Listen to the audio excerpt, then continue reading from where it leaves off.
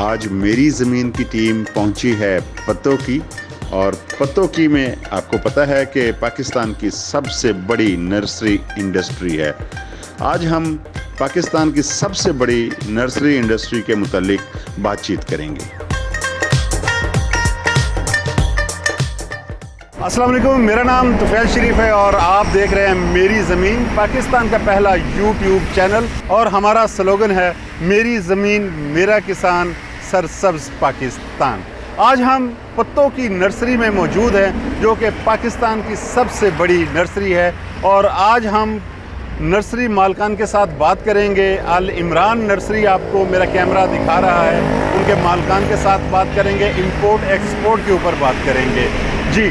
तो आएँ डायरेक्ट चलते हैं अल इमरान नर्सरी में।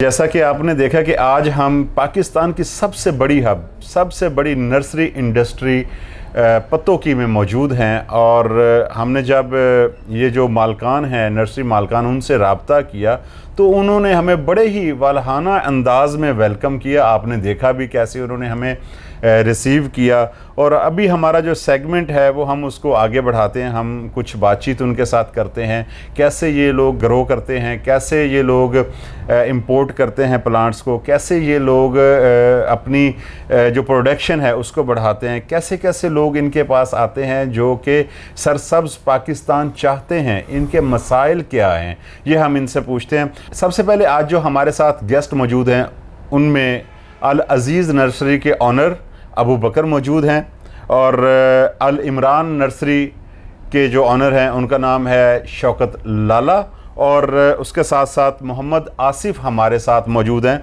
उनकी नर्सरी का नाम है फ़ारूक नर्सरी। आज हम इनसे बातचीत करेंगे और पूछेंगे कि ये कैसे पाकिस्तान को आगे बढ़ा सकते हैं अपनी प्रोडक्ट के ज़रिए, अपने काम के ज़रिए। तो हम बिस्मिल्लाह करते हैं जी। जनाब, वंस अगेन अस्सलाम वालेकुम। वालेकुम अस्सलाम जी। मेरा नाम अबू बकर है। तो सबसे पहले तो first of all we are very thankful to you कि आप हमारी मार्केट में आए। बड़ी खुशी हुई तुफैल शरीफ साहब से मिल के। और ये चैनल जो मेरी ज़मीन है, इसके अंदर जो चीज़ें उन्होंने बताई हैं कि ये टोटली एग्रीकल्चर बेस्ड है। इसके अंदर ज़राअत और नर्सरीज़ और ज़राअत से रिलेटेड सारे मामला डिस्कस होंगे। तो ये तो बहुत ही हमारे लिए एक बड़ी अपॉर्चुनिटी, जिसमें हमें सीखने के लिए भी बहुत कुछ मिलेगा, और हमें अपने जो मसाइल हैं, ये अपने जो मामलात हैं, वो भी एक्सप्लेन करने के लिए हमें ये एक फ़ोरम जो अवेलेबल हो रहा है। तो बहुत सारा शुक्रिया कि आप यहाँ तशरीफ़ लाए, आपने हमें मौका दिया, हम अपनी बातें आपके साथ डिस्कस करेंगे। तो ये बहुत बड़ी हमारे लिए एजाज़ की बात है। मैं अपने अगले मेहमान का तारुफ आपसे करवाऊँगा। उनका नाम है मोहम्मद आसिफ, जो कि फ़ारूक नर्सरी के ऑनर हैं। Welcome sir. आज हमारे सेगमेंट का आप हिस्सा हैं, बहुत शुक्रिया, आपने अपने कीमती टाइम में से हमें टाइम दिया जी। मेरी ज़मीन का बहुत शुक्रिया, चैनल का और आपकी टीम का। आप यहाँ पे तशरीफ़ लाए और हमारे मसाइल के लिए आपने हमसे बातचीत की। आप हमें ये बताएं कि ये जो नर्सरी इंडस्ट्री है जी जी, ये तकरीबन कितनी पुरानी है? सर ये पत्तों की के अंदर जो नर्सरी का आगाज़ हुआ है ये 1970 में हुआ है। तो 1970 में ये बैम्बू के प्लांट्स जो है ना बांग्लादेश से यहाँ आए। बैम्बू के ऊपर एक अब्दुर्रहमान नर्सिया, उन्होंने यहाँ उनके जो बुज़ुर्ग थे अब्दुल्वाह साहब, उन्होंने उसके ऊपर काम शुरू किया। अच्छा। तो वो फिर बैम्बू के बाद गुलाब रोज़ेज़ जो है इसके ऊपर थोड़ा सा काम शुरू हुआ। तो फिर ये मतलब बाई सडन जो है ना ये सारे मामलात होते गए, और लोग एक दूसरे को देखते देखते मुख्तलिफ कलेक्शंस करते गए, और ये नर्सरी डेवलप होती गई। बैम्बू मीन के बांस, जो बांस है, ठीक है। सबसे पहले बांस की नर्सरी शुरू हुई थी पत्तों की के अंदर जो अच्छा। है। इस वक्त पत्तों की जो वो होल सेल की सबसे बड़ी मार्केट है पूरे पाकिस्तान के अंदर। यहाँ से चीज़ें जो है ना वो स्प्रेड होती हैं। यहाँ आपको सिट्रस, इसके अलावा फ्रूट प्लांट्स की, इंडोर आउटडोर या ऑर्नामेंटल पाम्स या ऑर्नामेंटल प्लांट्स, ट्रीज़, ये सारी चीज़ें आपको यहाँ इजी जो है ना वो अवेल होती हैं। वेरी गुड, ये तो बड़ी अच्छी बात है। जैसा कि अबू बकर साहब आपको भी पता होगा, और बल्कि आप ही हमें प्रोग्राम शुरू होने से पहले बता रहे थे कि 70 से पहले जो है ना हमारे जो लोकल दरख्त थे वो तो खाली शरी या किकर या बकायन मतलब इस तरह के थे ना जी, मतलब जी एग्जैक्टली सर, क्योंकि ये जो जितना भी हॉर्टिकल्चर ये एक बहुत बड़ा शोबा है, ये पूरी दुनिया के अंदर फैला हुआ है। अल्लाह ताला ने पूरी दुनिया के अंदर सारी चीज़ें मुख्तलिफ जो जगह वहाँ पे दी हुई हैं, तो ये चीज़ें बस उसी तरह कलेक्ट होती। जैसे ये गुलाब है, गुलाब का बेसिक जो घर है वो इंग्लैंड है जी, तो शौकीन लोग इंग्लैंड से गुलाब लाते यहाँ पाकिस्तान के अंदर, वो नर्सियों वाले उनसे लेके आगे उसको ग्राफ्टिंग करते हैं। तो अभी यहाँ तकरीबन को 450 वैरायटी जो गुलाब की वो बाई नेम अवेलेबल हैं। 450 वैरायटीज़ पूरी अच्छा। दुनिया के अंदर तकरीबन 1300 वैरायटी जो इस वक्त अच्छा। जो रॉयल हॉर्टिकल्चर सोसाइटी है इंग्लैंड की जो उन्होंने अनाउंस की हुई है। अच्छा मोहम्मद आसिफ साहब, मैं आपकी तरफ अब आता हूँ। तो जैसे हमें अबू बकर साहब ने बताया कि हमारे तकरीबन कुछ 450 के करीब जो गुलाब की वैरायटी है, दुनिया में 1300-1400 के करीब है। तो ये 450 से आगे क्यों नहीं बढ़ी? इसमें क्या प्रॉब्लम पेश आ रही है? कोई हुकूमत की तरफ से आ रही है या कि हमारे यहाँ पे काम करने वाले लोग, हमारी एजुकेशन नहीं है या कोई स्किल्ड लोग नहीं है? क्या वजह है, ये आगे क्यों नहीं बढ़ रहा? असल में इसमें एजुकेशन का तो इतना बड़ा कोई इशू नहीं है। अच्छा, प्रॉब्लम तो आती है सरकार की तरफ से। ठीक है। मतलब हम इतने, हमारे पास सोर्सेज नहीं है कि हम इंग्लैंड से जो है वो वैरायटी कलेक्ट करके यहाँ पे लाएं और फिर उसको आगे चलाएं। तो सरकार का कोई तामन नहीं है, जिस वजह से जो है ना हम यहाँ पे रुके हुए हैं। जो ये आई भी है, ये कुछ लोग लेके आए अपने तौर पे, कुछ उनसे लोगों ने लेके और उसको आगे चलाया है। तो इस वजह से जो है ना, नहीं, सरकार ने तो अब एक बहुत बड़ा प्रोजेक्ट शुरू किया है सरसब्ज पाकिस्तान के नाम से। तो मुझे जब मेरी अबू बकर साहब से बात हो रही थी, उन्होंने कहा था कि उन्होंने कोई इंपोर्ट भी रोकी हुई है हमारी। जी इंपोर्ट बंद है, बिल्कुल इंपोर्ट बंद है। हम प्लांट्स इंपोर्ट भी नहीं कर सकते। तो आप ये समझते नहीं कि ये एक दौरा में आ रहा है? हाँ जी बिल्कुल, डेफिनेटली यहाँ पे अब हम कैसे ग्रो कर सकते हैं? फिर वही लोकल पौधे जो चंद चीज़ें हमारे पास हैं उन्हीं को ही हम कंटिन्यू कर रहे हैं, उन्हीं को ही दोबारा रिपीट कर रहे हैं। नई चीज़ें तो बिल्कुल नहीं आ रही, इंपोर्ट बंद है। और इंपोर्ट हर चीज़ की, इसमें सीड भी है, इसमें हमारी सीडलिंग भी है, इसमें प्लांट्स भी हैं, इसमें ट्रीज़ भी है। अब ट्रीज़ की बहुत सारी वैरायटियाँ जो हैं वो हम थाईलैंड से और चाइना से ला रहे थे। अब वही जो जिस तरह हम फिर उसी चीज़ पे आ जाएंगे, तो वो टाली पे और किकर पे और छरी पे, क्योंकि वो नई चीज़ें हमारी नहीं आ रही। तो ये भी हमारा एक, यानी आपकी इंपोर्ट बंद है? जी हमारी इंपोर्ट खोली जाए, इससे कोई इतना बड़ा हमारा कोई फ़र्क नहीं भी पड़ता एक कंट्री को कि प्लांट्स की इंपोर्ट जो है वो बंद करना कोई रीज़न भी नहीं है, उसमें कोई इतना बड़ा चौड़ा कोई नहीं। दरख्त लगाना तो वैसे भी सदका जारिया है। जी। और आप क्या समझते हैं, जैसे अबू बकर साहब ने बताया था कि हमारा 70 से पहले जो था वो तो एक जो पौधे थे, हमारी जो पहचान है, हमारे कल्चर की पहचान है, हमारे जो पंजाब की पहचान है। तो तकरीबन इस टाइम टोटली मिला के आपके एक रफ सा आइडिया अगर हम करें तो कितना हमने ग्रो किया है, कितनी किस्म की वैरायटीज़ हैं हर चीज़ मिला के? ये ज़रा इस पे थोड़ा सा अबू बकर साहब आप हमें बताइए तकरीबन एक रफ सा आइडिया। इस तरह के ये जो हॉर्टिकल्चर है, मैंने बताया कि इसके अंदर फ्रूट प्लांट्स भी आते हैं, ऑर्नामेंटल प्लांट्स भी आते हैं, इंडोर आउटडोर ये सारी चीज़ें आती हैं। ये बहुत बड़ा एक सेक्टर है। इसके अंदर आप अगर सोचें कि हमने इसके अंदर मेरे ख्याल में हमने 5% भी इसके ऊपर काम नहीं किया। हम इंडिया ने तो हमसे बहुत ज़्यादा बेहतर काम किया इसके ऊपर। अच्छा। तो इसी वजह से हमारे जो लोकल जेनराज हैं, जो ये किक्कर टालियाँ या पीपल और ये जो रबर प्लांट्स हैं, ये हमारे थे। इसके बाद बाकी सारी चीज़ें हमने बाहर से ही इम्पोर्ट की हैं, बाहर से आई हैं। सही। कुछ इम्पोर्ट हुई हैं, कुछ लोग शौकीन जो बाहर जाते थे वो अपने घरों के अंदर ले आते थे, वहाँ से माली उनकी आगे बर्ड्स निकाल के या कलमें ग्राफ्ट हुई, आगे वो प्रोपोगेट होते गई। तो ये चीज़ें इसी तरह हमारे पास कलेक्ट होती गई हैं।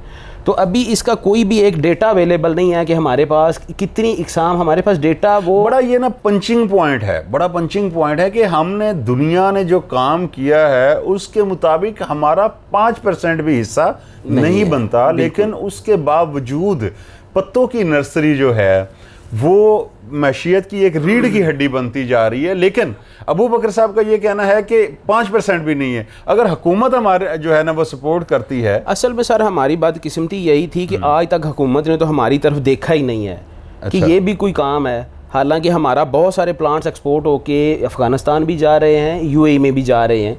तो तो बहुत बड़ी एक मार्केट हमारे पास अवेलेबल है जो हम चीज़ें एक्सपोर्ट भी कर सकते हैं। अच्छा। जिसके अंदर फ्रूट प्लांट्स की जो वैरायटीज़ हैं उनकी बहुत बड़ी डिमांड है यूएई के अंदर। अच्छा। और यहाँ पे जो मसाइल हैं, एक तो ट्रेनिंग कोई नहीं है यहाँ पे, कोई गवर्नमेंट का कोई भी एक अदारा नहीं है जो यहाँ बैठ के, अगर ट्रेनिंग सेंटर को लाहौर में है तो एक बंदा यहाँ अफोर्ड नहीं कर सकता कि वो 4 महीने या 6 महीने लाहौर के अंदर ट्रेनिंग करे। यानी पत्तों की में ट्रेनिंग का कोई इदारा मौजूद नहीं है। यहाँ जितने भी लोग हैं ये अपनी मदद आपके तहत ही ये इन्होंने सारा काम किया है और इनको दाद देनी चाहिए कि इन्होंने इस फील्ड को इतना उठाया है। अभी हमारे पूरे पाकिस्तान के अंदर जितना भी लैंडस्केप के प्रोजेक्ट्स चल रहे हैं, जितनी अभी ये सोसाइटीज़ चल रही हैं, इनके अंदर जितना भी काम हो रहा है वो सारी ऑलमोस्ट 80-90% हमारी लोकल चीज़ें ग्रो की हुई हैं। उसमें से 10% चीज़ें थी जो हमारी इम्पोर्ट होके आई हैं।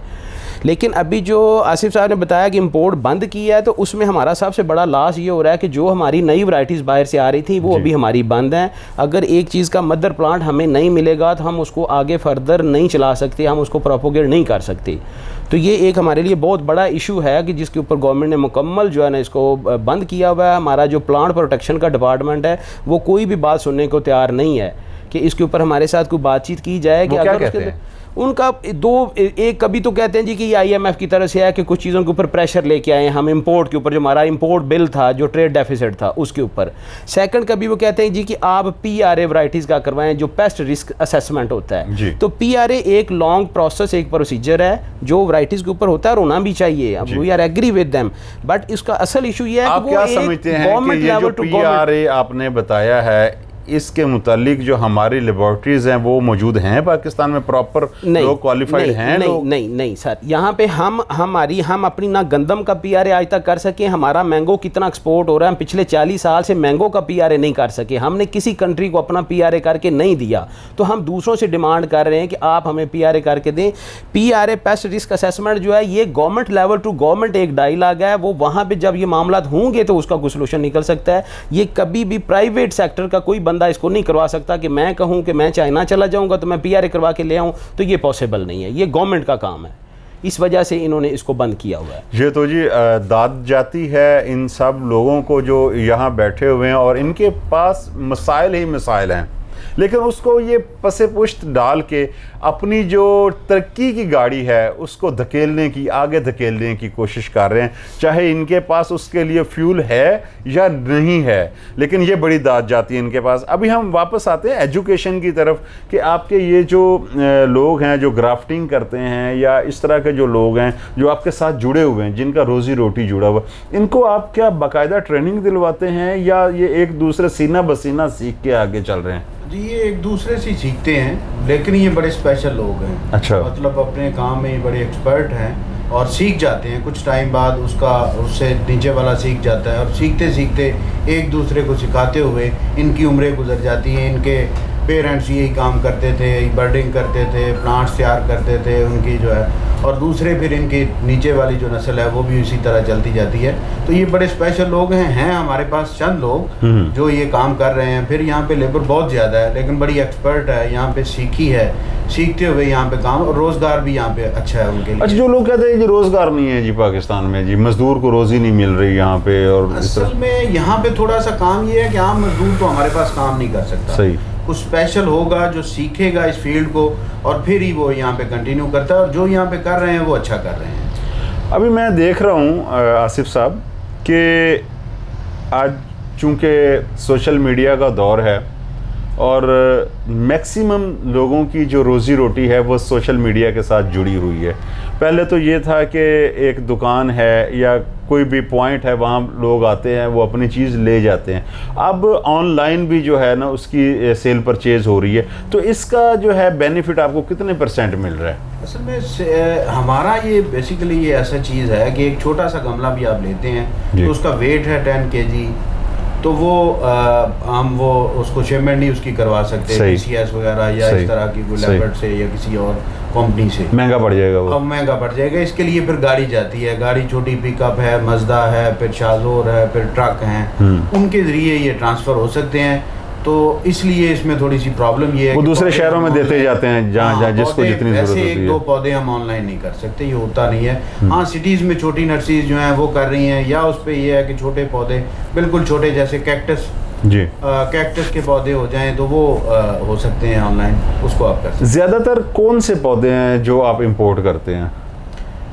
इसमें हमारे पास ज़्यादा तो चीज़ें ये हैं कि हम वहाँ से कोशिश करते हैं कि नई चीज़ें सही। आएँ और मदर प्लांट्स के लिए आएँ, फिर उनको यहाँ पे हम ला के लगाते हैं, फिर उनकी बर्डिंग करते हैं, उनकी कलमें लगाते हैं, उनको आगे तैयार करते हैं उनकी वैरायटीज़ को। नई वैरायटीज़ पे हमारा ज़्यादा होता है। उसके बाद फिर बॉन्साई आती है चाइना से, बड़ी यूनिक सी आपने देखी, जिसको आप मोल्ड करके और बड़े खूबसूरत शेप बना के, वो भी एक टेक्निक है जो हमारे यहाँ पे अभी इतनी ज़्यादा नहीं, बड़ी ज़बरदस्त। बल्कि आसिफ साहब, मैं पिछले दिनों एक रिसर्च में पढ़ रहा था कि एक गोरा है, उसके कुछ मसाइल भी थे, शायद बैकबोन का कोई मसला था।